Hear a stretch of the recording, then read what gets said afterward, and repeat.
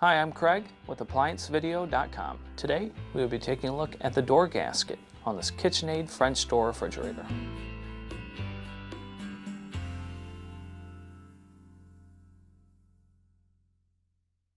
Stop. Before beginning any repair, always be sure to disconnect the power to the appliance. It is also recommended to test the outlet for the proper voltage. Remember to also turn off the water.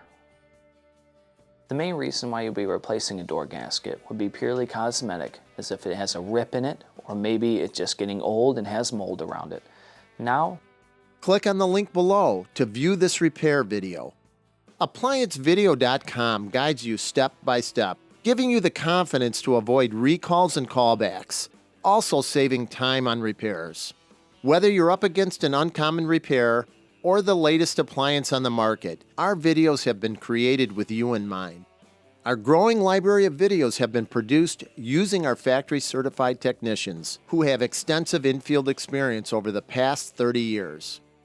ApplianceVideo.com provides high-quality repair videos that anyone can follow, regardless of their skill level. We are here to help.